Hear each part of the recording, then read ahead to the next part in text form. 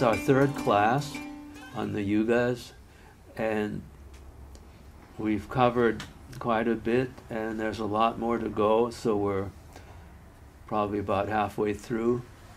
And so we've gone over the basics, then we covered kind of this area in here in history, and now we're at the juncture here where 500 AD, where the new cycle, 12,000 year upward going cycle, is starting.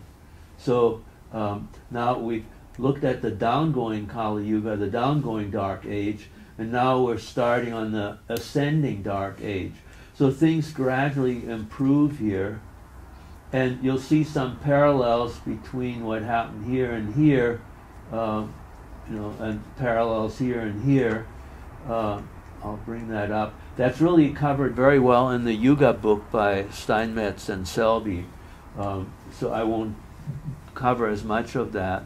But so now we're going to see how things start going upwards gradually. But we're at rock bottom right now, and it's kind of interesting when you think about it. When you're going down like this to rock bottom, this is as physical and materialistic as you can get, where there's the least amount of understanding. John Daring, one of my dear friends who has spoken on the Yugas, he kind of thinks of it, this getting out of tune, like a radio signal that you're driving in your car, and as you're getting further away from the grand center, which is bringing these the sweet influences of the Pleiades, like it said in the book of Job. When you're getting further and further away, now you're at the maximum distance, and the signal's gotten very weak. So our understanding of things is very limited. People are just basically surviving. People are basically just living day to day. But the one thing that happens in all these ages is that special people, we call them avatars, some are saints, some are visionaries from a higher age, and so these people, they come and they bring energy into this lethargic area here. Like we'll talk about Muhammad coming, bringing unbelievable amounts of energy to get things going, because you have to work off karma, get people to do things to get them to advance in life and in evolution. And so when nobody wants to do anything in this dark age, where there's very little of this understanding coming down. So here again, to review, we had looked at the different aspects of Kali Yuga, of the Dark Age, of the Iron Age, and again, it's based focus on logic, fundamentalism, on kind of darkness, inertia. You have focus on moral conduct and religious observances, and physical, like materialistic reality. This world is all there is, and so the religions come in, like Islam and Christianity, to kind of get people to make the effort to get beyond materialism. It's very difficult. I spoke about the horrible violence during these dark ages, the downward going and the upward going Iron Age, and how torture was the norm in all the societies, basically. You can see the difference now. There's still segments of people, like areas of Kali Yuga in the world, where all the violence is taking place still. So you always have pockets of that until the age goes higher and higher. But the majority of the nations, large nations, don't want to. They've gone away from torture, even though there are times when it kind of gets, like hard to deal with people who are still dealing with Kali Yuga, and we have to not be like them and not, and treat them in the way they ought to be treated in a higher age. So there are these temptations, but overall, in the world, things have improved radically in the major countries of the world, but in some of these other areas, they're continuing in this fundamentalist type of approach that doesn't, it's not, it's depending on rules and regulations that they follow to the letter, and that kind of thinking is disappearing, so they feel threatened by that. So let's go see what's happening here. I wanted to mention what's kind of important is we talk about the fall of Rome around 500 AD, the rock bottom, of the last cycle, down going, and what happens with the fall of Rome, and we talked about some of the other, like the Han Dynasty and the in China, and the dynasty in India that fell. They all disappeared at this point, and some took a few hundred years to come back. We took, like in the West, it took 300 years or so, 300 years to get to Charlemagne, when he was crowned Holy Roman Emperor, 800 AD, and things, when people started to he kind of got things going a little bit. And now the Byzantine Empire at 600 AD, Constantine in like 300 AD started the he went to Byzantium and in the east, the Eastern Empire, and started a whole new city they called Constantinople, polis, or city of Constantine. And when he did that, he wanted a place established with Christian ideas, which was kind of a great way of foreseeing things, of establishing something new, because Rome had been embedded in the old traditions of religion for all those centuries before. So he started Constantinople as something new, and so a lot of the new ideas, and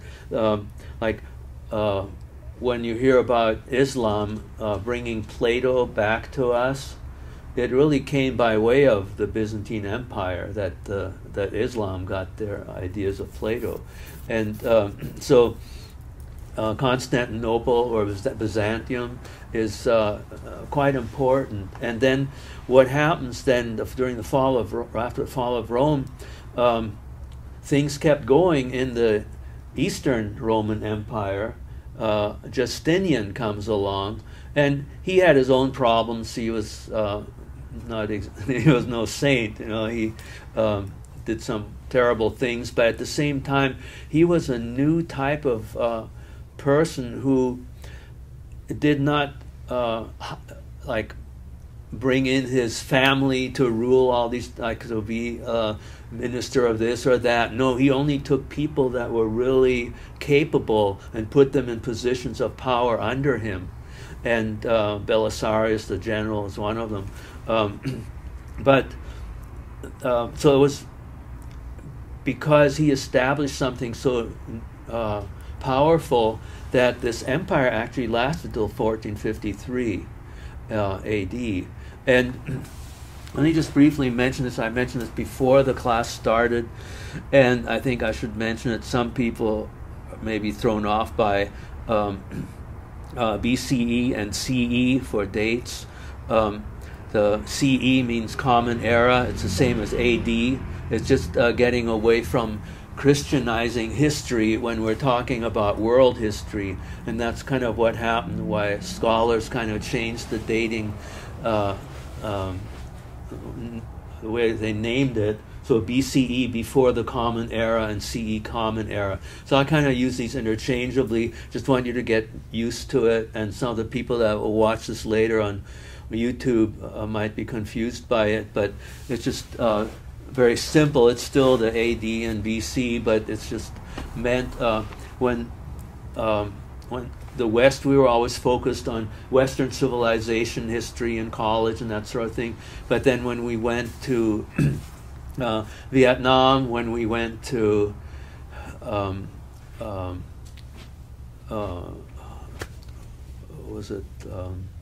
Korea and the war there and all that, things kind of changed. We got a bigger way of looking at things, and so now instead of looking at just Western civilization, we look at world civilization. That's a whole nother way of teaching history, and it's very difficult because how do you not minimize certain things? There's so much to cover. And so in the same way, I'm kind of focusing more on Western history because most people are familiar with it, but I'll bring in China and India and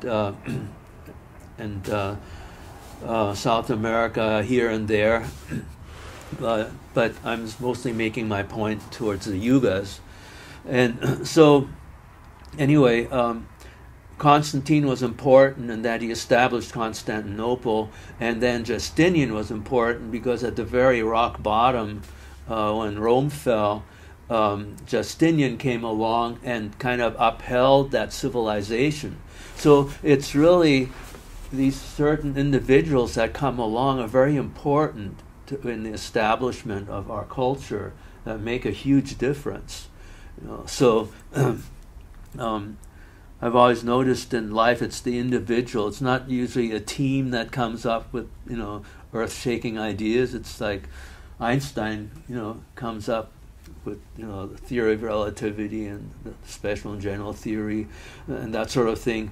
It's an insight of someone that really makes the difference. So, learning from these type of individuals really can make you a career, So I always tell students in college to look for the person that inspires you and then go to that college or university and study under them, because then you learn their methodology, their way of thinking. So that's important to really get your own evolution going. So here in this ascending Iron Age where we are, now going up after the fall of Rome and all these, like China falling and India, now we're moving up. And here, ascending age, religion now has to lift man by imitating the natural state of man in the next higher age, as well as preserve the best of the Iron Age. So you'll see this in each age going upward, that you imitate what's normal for people in the next age. And that way you stimulate people to make an effort.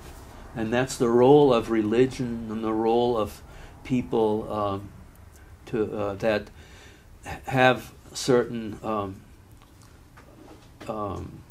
prophetic type of missions in life, to make a difference for people. So, because the Dark Age, the Kali Yuga, is it's kind of like, if you look at school, you have kindergarten, you have grade grammar school, and you have junior high, high school, and college, and graduate school, and life on Earth is very similar. These yugas reflect that. You think of the Dark Age is like kindergarten, where kids, misbehave. They don't know any better, so you have to give them very strong rules to keep them in line. And so if you want to even have a government where you have any kind of order, they tend to be pretty strict. Like they have a lot of rules. So this concept of Roman law, which is so famous, establishing of Roman law, and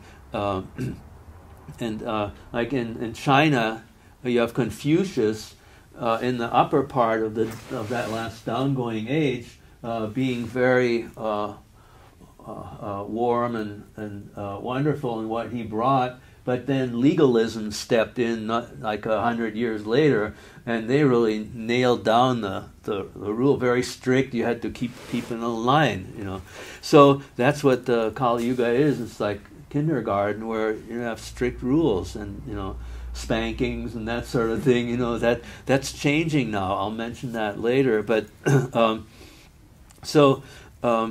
you have also in law was the master science of Islam, and the whole idea of dogma. You know, you do this and this and this, and you'll be saved. You know, that doesn't work for us anymore in this age, where I want the experience of God. I don't want people to tell me what to do. You know, I'm not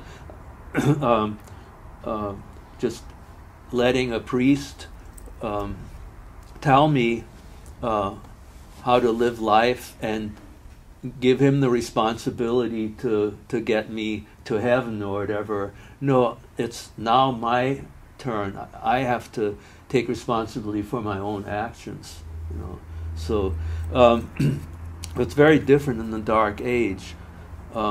So Muhammad, when he came in 600 AD, stirs up mankind with this rajas. With rajas is very limited. This idea of energy and activity, the three gunas I talked about, tamas, rajas, and sattva. Tamas is the lethargic kind of inertia, kind of feeling of the Dark Age. Rajas is the energizing principle that keeps the universe going, and sattva is the positive goals and peace and all that goes to the higher ages.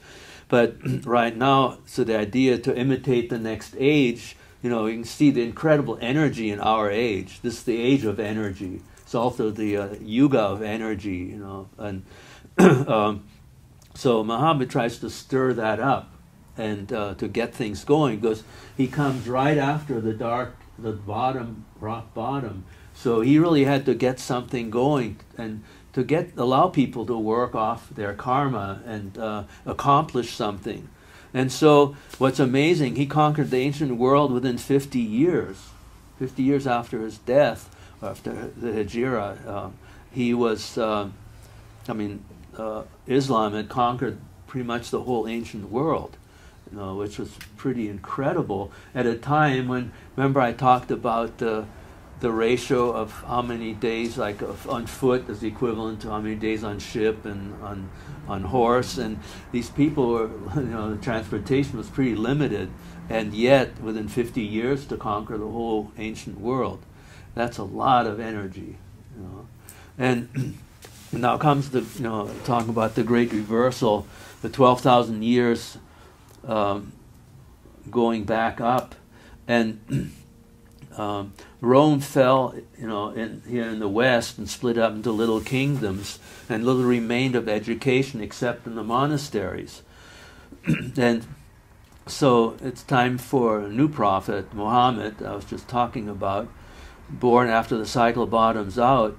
So to give man a teaching that will force him to the next stage and cause some problems, you know, like get people, I guess fighting is better than doing nothing, you know, in a dark age. The idea of bravery and overcoming your fears and all that, those things work off a lot of karma, you know, and so that's what people do in the Dark Age. It's a lot of violence. And so, as I said, within 50 years of his death, Islam has conquered much of the ancient world, and with it they uncovered Plato, Aristotle, the teachings from India. You know, the number 0 came from India. From China they got the compass and paper. And within a few hundred years, the University of Cairo has 12,000 students, and they used a globe to teach geography. So that's pretty amazing at that time, you know. And as I mentioned before, this is the age, the six systems of Indian philosophy. The Nyaya, logic, is the one that reflects the Dark Age. Logic, fundamentalism, literal interpretation of the scriptures, that sort of thing, is common for this age. So there is no God but Allah, and Muhammad is his prophet. You believe that, you're saved. You know, and that was what people needed at that time. And that was important because that gave them meaning in their life. But also Muhammad gave a lot more that most people couldn't handle, like the Sufi tradition, the mystic tradition of Islam.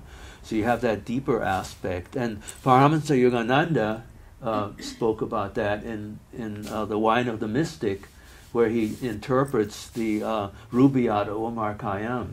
And he talks about Omar Khayyam, the Islamic mystic, as being a realized soul.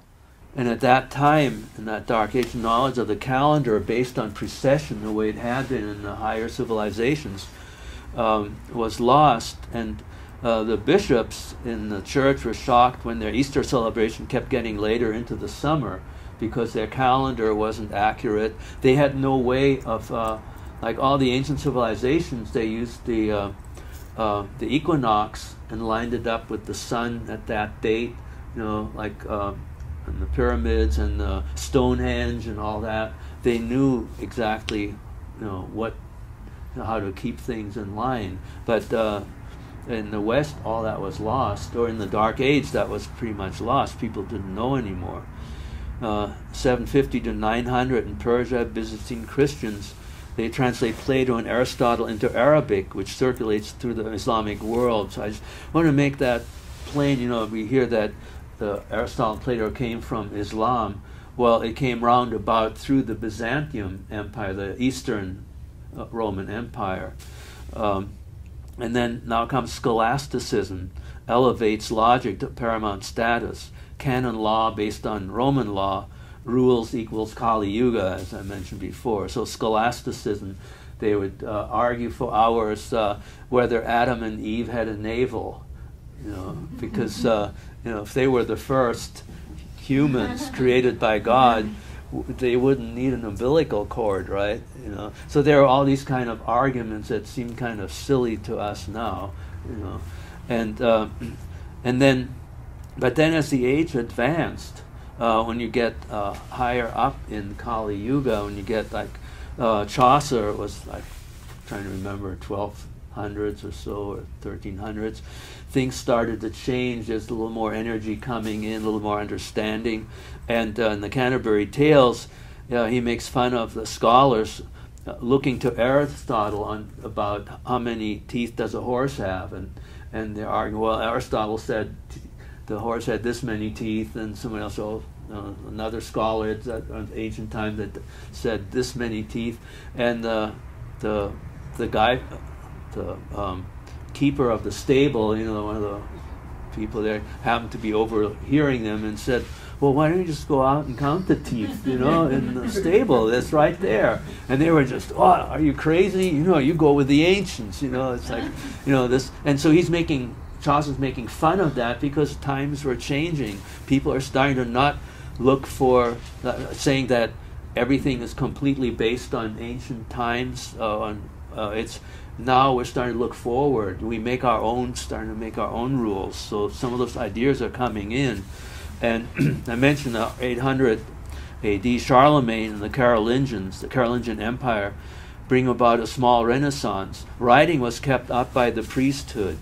And in fact, we owe much of Plato, Aristotle, and a lot of the ancient writers due to the St. Patrick and the monasteries in Ireland. There's that book, How the Irish Saved Civilization. I highly recommend that book. They're the ones that, the other monks, they knew how to write, but they ignored these things which they were not Christian. So, just forget that. But St. Patrick and his monks, they said, no, we preserve everything. And it's because of them that we have a lot of these texts. And the other thing I thought was really interesting is, my friend Ed will understand this, being in martial arts, that Charlemagne had learned how to read, but he was unable to, he was trying to learn how to write. Einhard, the priest that taught him and wrote Charlemagne's life story, tried to teach him to write, but he had a hard time, and he argued that after practicing with a sword, it was hard to write. And anyone who's ever worked with, like we work with, fighting with swords and sticks and weapons and things like that. And it's true, after you fight with that and impact and all that, then you try to write, your writing is real, like it's difficult, you know. So I can completely, you know, understand what he was talking about, you know. And what's interesting too is that the Eastern Empire was fairly advanced for the reasons that I mentioned, that because some like Constantine and then Justinian brought in all that higher energy to give that civilization a chance. And so when one of the women in the court of Justinian, or after that sometime, one of the women in the court was married to a king in the West. She arrived in the West, in Northern Europe, with all her retainers and things to be wed to this guy, and she realized her husband, the king, didn't know how to read or write. Nobody there knew how, and she had books, and she brought in all these books, and she went into the wasteland, basically, you know. So difficult times, and now. You know, at that time also the houses had no glass for windows. You know, in fact, breaking and entering came from the idea that in those days the houses of the peasants and things were basically just a lot of stuff squeezed together, where a person could really, if they wanted to break in, they could actually break through the wall, because it wasn't very strong to break in and take your stuff or whatever. You know, and probably not much to take either. But but then the other thing about the Middle Ages that's important is the great chain of being. I don't know if you've heard of that, if you studied medieval history. Everything has its place in the great chain of being, and you're stuck in that place. You can't question it, or you're questioning the wisdom of God. So you can't rise above where you were born. If you were a serf, that's how you died, you know. To get into the nobility was practically impossible, especially in the earlier Middle Ages. Later, things started to change, to shift, and that's the big, you know, changeover to our age. And so the great chain of being was very important in that time. It kept people stuck in this way of thinking. And finally, on the ascending cycle in 1010, Archbishop of Canterbury used dialectic, or precise reasoning, to argue his case against an opponent. This was the first instance of a debate which doesn't use quotes of previous authorities as a basis for argument. So logic is the highest knowledge of the Kali age, and returns as we ascend upward to parallel the Greeks in 500 BC. There's that parallel, you know, going back into using logic to argue your case rather than just depending on having read about previous things and basing your knowledge on that. So here I just want to show, this is from the Yugas by Selby and Steinmetz, and it's interesting because they show the like here's the ascending Iron Age. You know, you're going like in 1300 you have Petrarch, then Copernicus, then Bacon and Hobbes and Descartes in 1500s, and in the descending Kali Yuga you are going from Thales, the philosopher, Pythagoras, Cleisthenes, Socrates, Aristotle, and then going downward. But there are some things that this kind of knowledge, there's similarities in approach, even though there's a difference in one is ascending and one is descending. And so you have that a kind of a different way of thinking. But there are these parallels of thinkers that also would believe in certain kinds of concepts, and so I won't go into that too much because that'll take too long. And I just want to prove the points for the having to do with Yugas. And so in 1450, of the Common Era, 1450 AD, starts the early modern period. The Renaissance and Reformation are looming, but also changes in the Middle East and Africa, key changes in Russia and Eastern Europe, and between Americas and the rest of the world. So this is the Iron Age transition.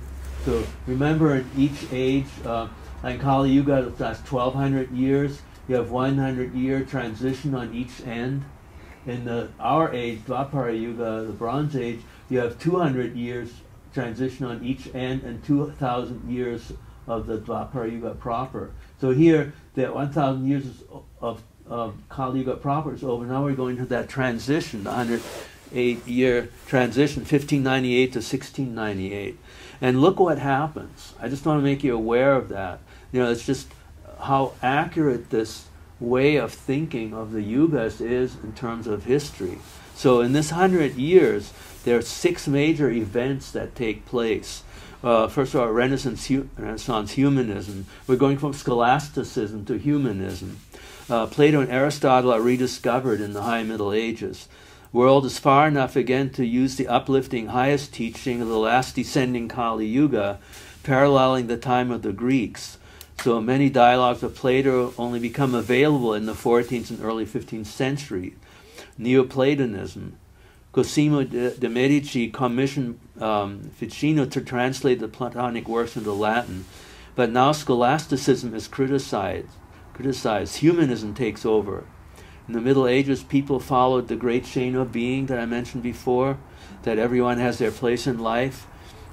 So it's very limiting, since in theory no one could change his station in life, and to rebel was to rebel against God's plan. But now come the first insurance companies. Just think about that, what that would mean. That was unthinkable before, that you have insurance companies, that we can insure ourselves against what insurance companies call acts of God, right? It's not really acts of God, it's our acts, affecting all of nature. But in other words, men now think they can change God's plan, that they can make changes. They're no longer stuck in the great chain of being. Some surgeries are now becoming standard, another way to change fate, right? So a man can change what was going to happen to him. This is a whole new way of thinking. It's much more dynamic. That wasn't possible before. Now you have the rise of centrally governed nation states. Ferdinand and Isabella are the first to give the idea of the state, different from Rome. When Rome was conquered, Rome ended, even though the Eastern Empire kept going, but Rome was gone. There was no more centralized anything until Charlemagne came around like 300 years later. And so now the state doesn't end by conquering a city. This concept of a state is, has changed. And now the inventing of the printing press by Gutenberg in 1450, the literacy in 1500 was 5%, and by 1600 it was 20%. That's huge. Printing press and humanistic education. Gutenberg of Mainz, Germany, invents printing press 1450. Within 50 years, some 6,000 works have been printed. Where do you get the infrastructure for printing books? Where do you get all the paper, making the paper to go to the printing press? It turned out that much of the paper came from all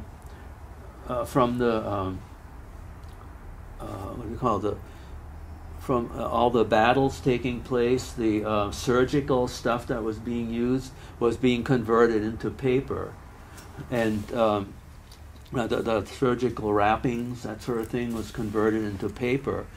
And and the thing is, in China, in the 12th century, well, even ancient China, and then later in the 12th century, and the Greeks had some printing, attempt at printing presses. And China even had a printing press for a little bit, but that was not doing this upward going age. This trend. We had to get to this transition to get this kind of energy and understanding to make these things permanent. You had little attempts here and there before, but the time wasn't right yet.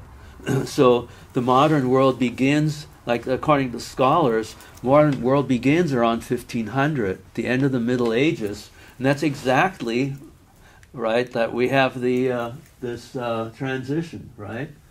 So think of how accurate that is.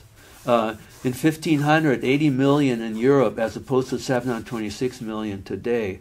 So, of course, population was much smaller for many reasons, like the agricultural methods and things. And remember now, with going from 1500, 5% literacy to 60, within 100 years, you quadruple literacy in 100 years. That's a big step.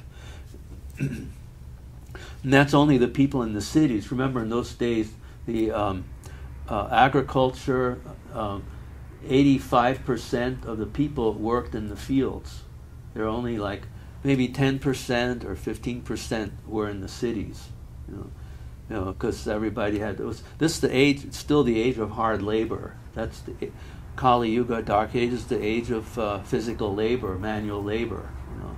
How many people do manual labor today?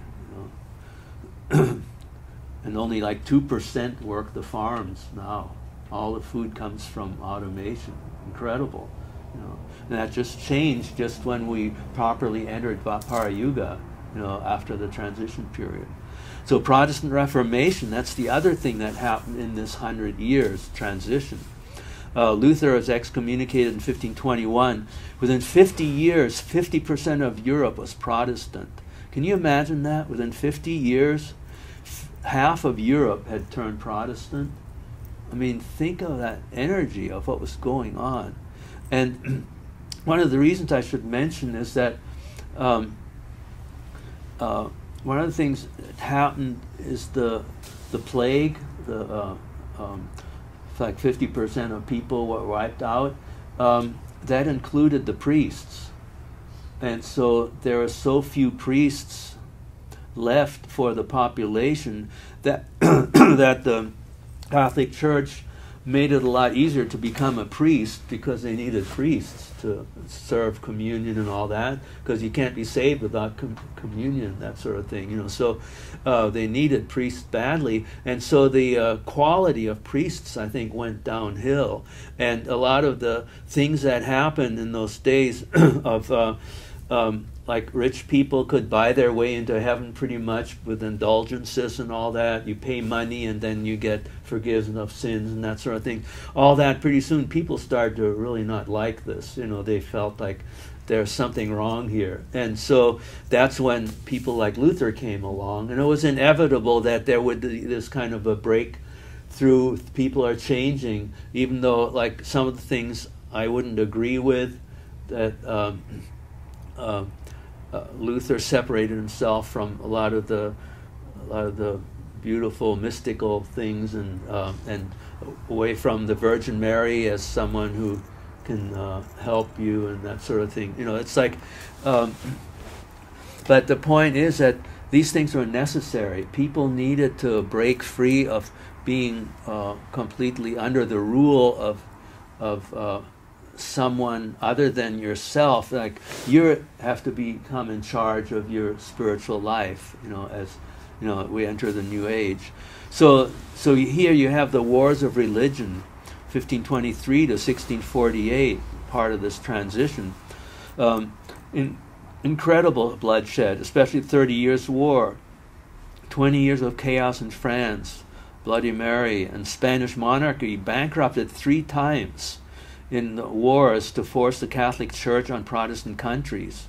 That's the reason Spain's greatness and wealth ended, because of these spiritual wars, between Protestants and Catholics, that ended Spain's greatness. And war of religion meant as much as 1/3 of the population, some countries, were killed because of disagreements over religion. So this was the lesson of the fundamentalism and intolerance of the Dark Age.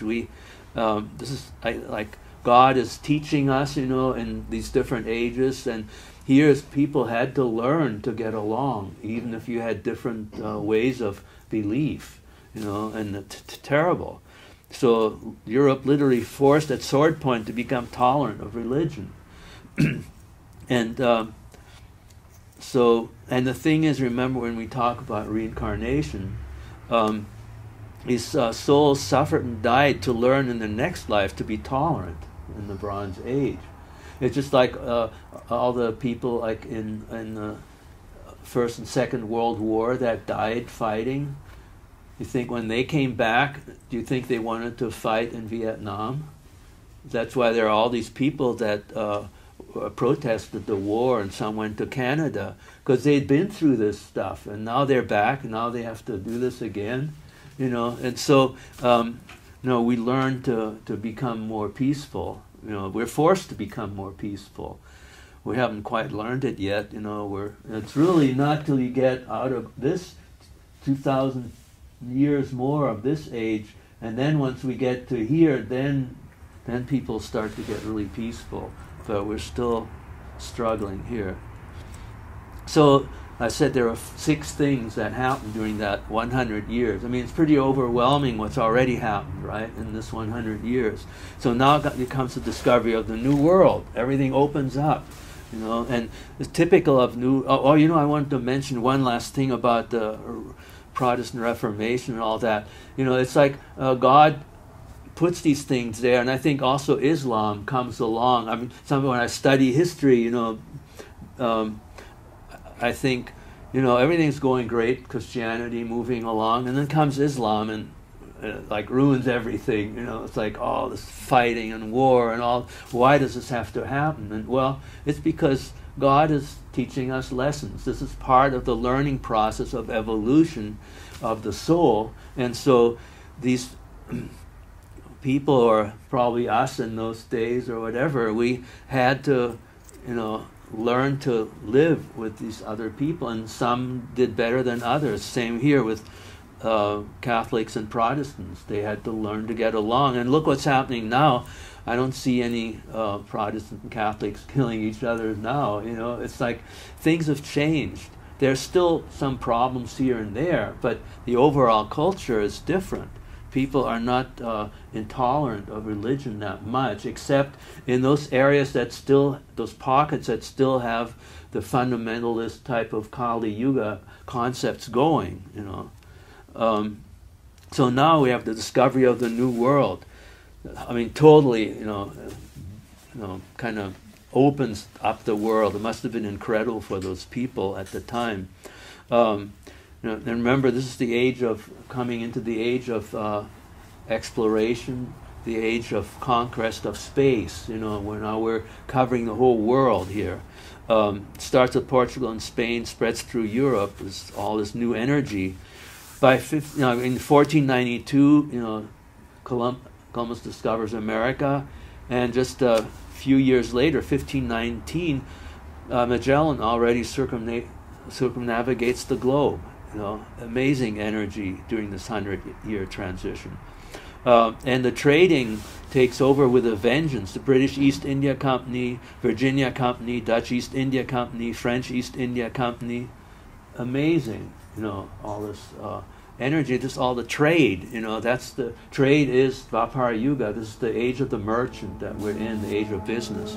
And that's suddenly it just starts to take off like crazy.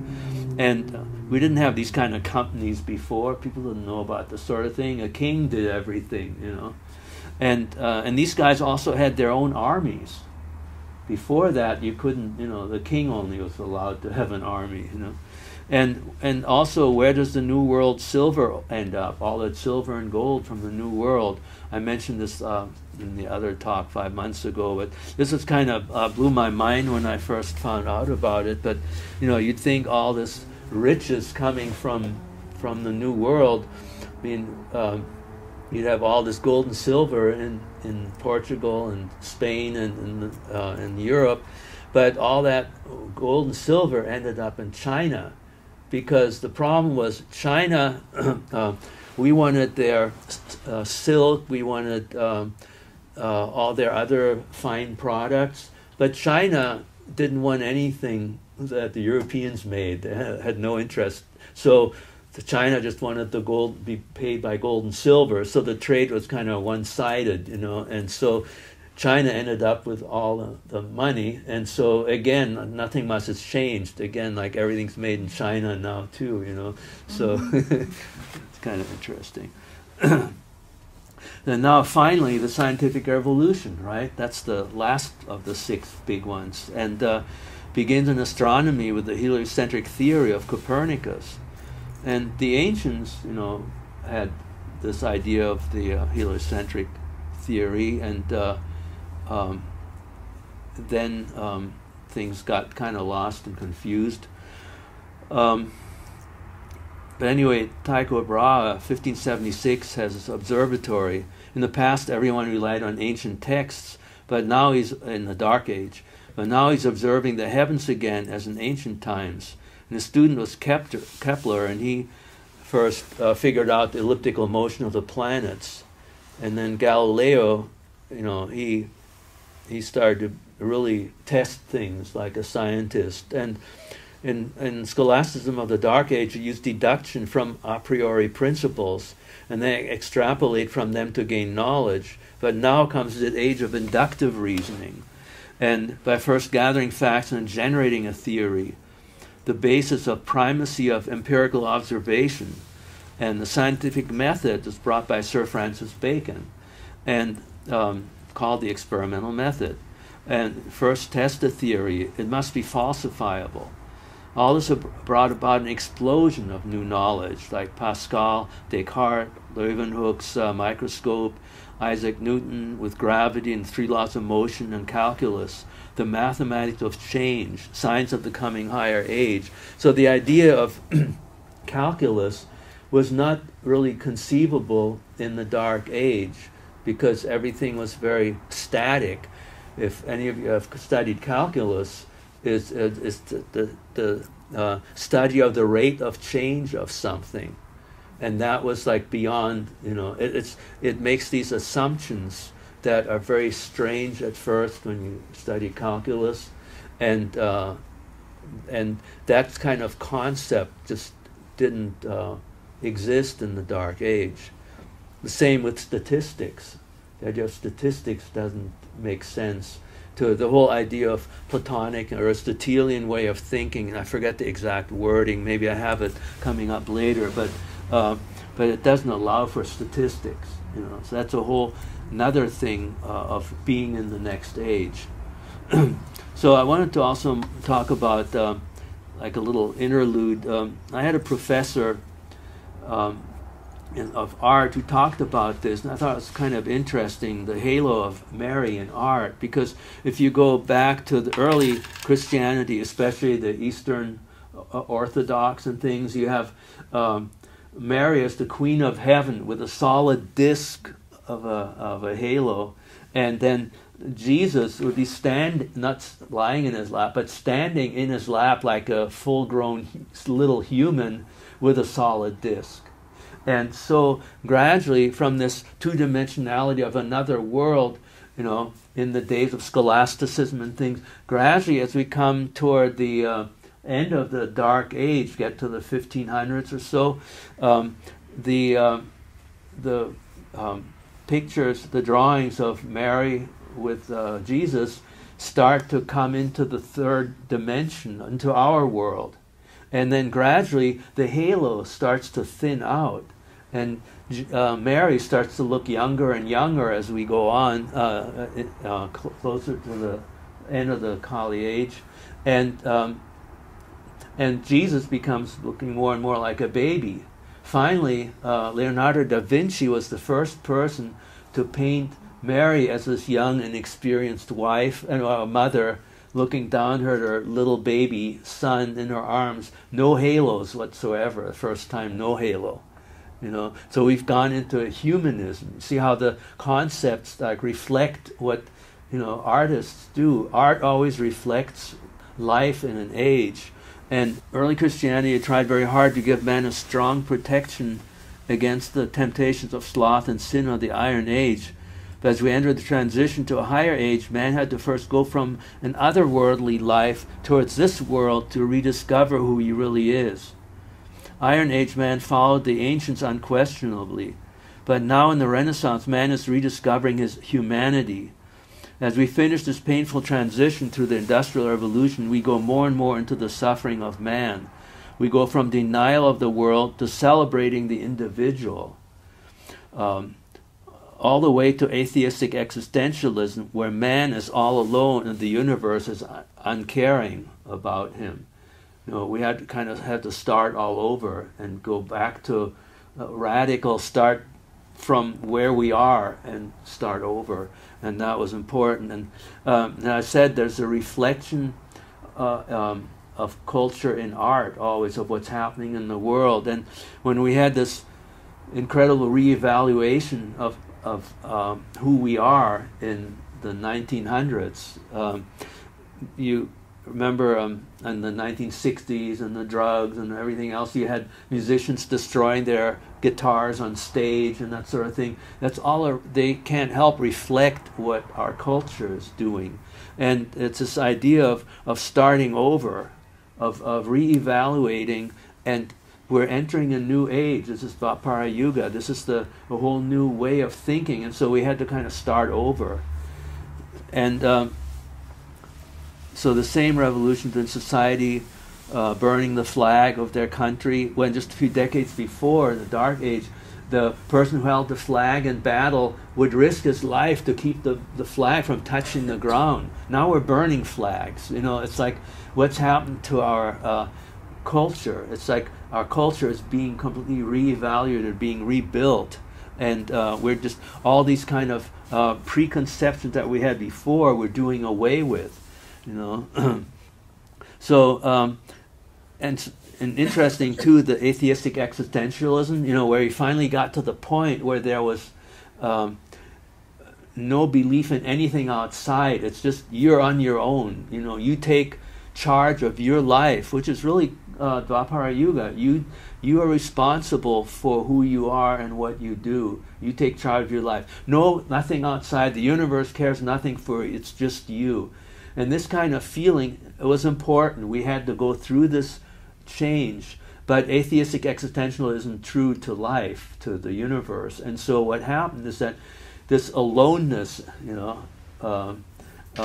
just was too much. Albert Camus and Sartre and those philosophers, that kind of loneliness got too much to people. They couldn't handle that very long. And it was amazing because the same bookstores in Paris that had all those books on atheist existentialism, 10 years after that or so, by the 60s or 70s, the bookstores are filled with books on UFOs and astrology and religion and all that stuff. Suddenly came back with a vengeance, because you can't live life in this kind of a bubble, in this where it's just you by yourself.